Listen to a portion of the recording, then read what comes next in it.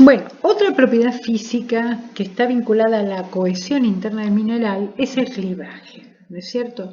Los minerales, digamos, pueden romperse, obviamente, sobre todo en condiciones superficiales, ¿no es cierto? Se formaron en profundidad, pero en condiciones superficiales se hacen más frágiles. En profundidad, muchos minerales se hacen más plásticos. Entonces, se rompen. Si esa rotura que se produce en los minerales es a través de superficies planas que están vinculadas generalmente a planos atómicos definidos, entonces eso se llama clivaje. Muy bien, muchos minerales tienen muy buen clivaje, como por ejemplo las micas, son de muy buen clivaje. Acá tenemos un dibujito, no es muy bueno, vista de arriba, pero son láminas así pseudo-hexagonales. O por ejemplo los piroxenos o los anfíboles tienen clivaje en dos direcciones, una así y otra en otro sentido a 90 grados. O las calcitas, la calcita tiene clivaje en tres direcciones que corresponden a las tres caras del romboedro. ¿Se acuerda cuando proyectaron el romboedro? Bueno, la calcita cristaliza muy comúnmente como romboedros y el clivaje es paralelo a las caras de ese romboedro, o sea que son tres direcciones de clivaje. Por lo tanto, cuando uno habla de clivaje, no solo habla de si es bueno o malo, o sea, si realmente se rompe siempre por esa cara, lo hace perfectamente por esa cara o no, y además cuando habla de clivaje habla si es en una o más direcciones, o sea, cuando ustedes vean el clivaje van a tener que notar eso, si es bueno, si es bastante lisa la cara por donde está roto el mineral, y además si tiene más de una dirección. ¿No es cierto? A veces es muy difícil identificar si es clivaje o es una cara de un cristal. Ustedes tienen que tratar de ver el clivaje en cristales medianamente grandes. En cristales chiquitos no van a poder ver bien el clivaje. Probablemente con lupa puedan un poco más definir el clivaje, pero aún así es complicado. Lo que tienen que hacer es mover el cristal a la luz para que la luz refleje. Si la luz refleja, quiere decir que ahí hay una carita plana. Y generalmente se ve como pequeños escalones el clivaje. Bien, cuando el mineral no tiene clivaje, no encuentran de ninguna manera estas caras planas cuando las ponen a la luz, el mineral tiene fractura. Y las fracturas pueden ser concoideas, o sea que son cóncavo-convexas, o pueden ser irregulares, o pueden ser inclusive astillosas, que ustedes pasan el dedo y les molesta al tacto como si fueran astillas. Y otra característica que también se da cuando un mineral se rompe es la partición. La partición es la rotura también a través de planos de debilidad que corresponden con maclas o planos de dislocaciones. ¿Se acuerdan que cuando teníamos dislocaciones orientadas podíamos llegar a tener un defecto planar de bajo ángulo? Bueno, esa es una zona de debilidad que puede dar lugar a una partición. También una macla y también una desmezcla. ¿Se acuerdan que vimos nosotros cuando vimos cristaloquímica, vimos el término desmezcla? Entonces se da la partición. ¿Cuál es el tema? La diferencia. El clivaje, cuando un mineral tiene clivaje, se va a romper siempre por esos planos de clivaje. En cambio, un mineral, cuando no tiene clivaje o tiene clivaje y tiene además partición, no siempre se rompe por esos planos de debilidad, no siempre. Acá hay otro dibujo donde vemos minerales con partición, dos minerales bastante típicos, uno es el piroxeno y otro es el corindón, otro típico es el berilo. Y acá no sé si se alcanza a ver bien, pero fíjense que este es una obsidiana, en realidad es un vidrio. Fíjense que se rompe por fracturas concoideas.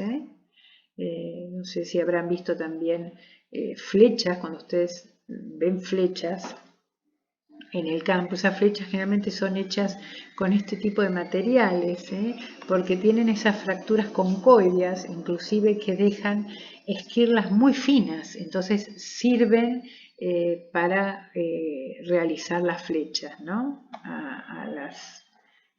A los pueblos originarios les servía para hacer las flechas.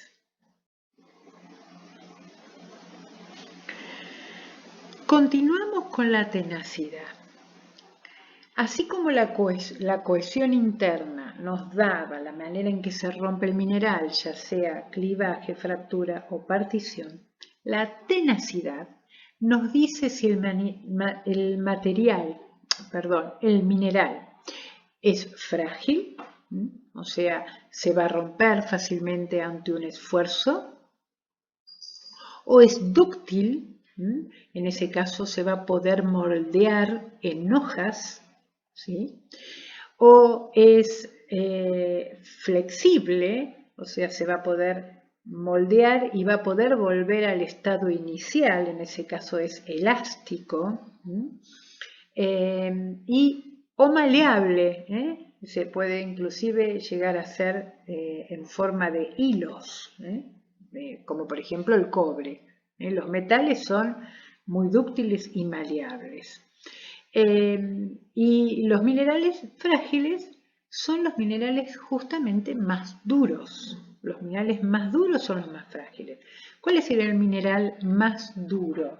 El mineral más duro es el diamante, ¿no es cierto? En la escala de Mohs, que ustedes la deben recordar, es el mineral más duro. Bueno, es durísimo. ¿Cuándo es duro? Cuando se resiste a ser rayado. Pero si el diamante se cae y choca en alguna zona de debilidad, se rompe muy fácilmente. Entonces, más duro, más frágil el mineral y más fácilmente se rompe. Existe entonces esta escala de dureza, que es la escala de Mohs, que la escala de Mohs en realidad tiene esta forma, si uno grafica la escala en función de la dureza absoluta de los minerales. La escala de Mohs es una escala relativa. ¿Qué quiere decir que es una escala relativa? Que el mineral más duro raya al anterior y así sucesivamente, ¿no es cierto? Ahora bien, si uno estudia la dureza absoluta del mineral, se observa que en realidad existe esta relación. Talco, yeso, calcita, florita, apatito, ortosa, podríamos decir que tienen una diferencia de dureza absoluta pequeña. Pero a medida que salimos de acá, pasamos al cuarzo, topacio, corindón y diamante, la diferencia absoluta en dureza se hace muy, muy importante. ¿Sí? ¿De qué depende la dureza? Obviamente la dureza depende del empaquetamiento y también de la composición química, sobre todo de la carga del catión. Cuando menor es la carga del catión, más duro es el mineral. Pero más que nada del empaquetamiento y las fuerzas de enlace que hay entre los átomos. En los minerales metálicos, que son mucho menos duros y además son maleables y dúctiles, el rayado puede dar lugar a una ranura o un surco.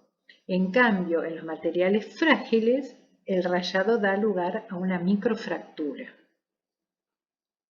En las otras escalas para medir dureza, que se basan en valores cuantitativos, se basan justamente en la profundidad de la penetración de una punta de diamante, ¿no?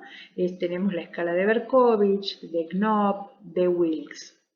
Otras escalas se basan en el pulido de las facetas. Ustedes saben que cuando uno tiene que facetar un diamante, los diamantes en bruto no se encuentran como el diamante que ustedes encuentran en la vidriera de una joyería. Hay que facetar las caras, hay que pulirlas y se las pule con abrasivos.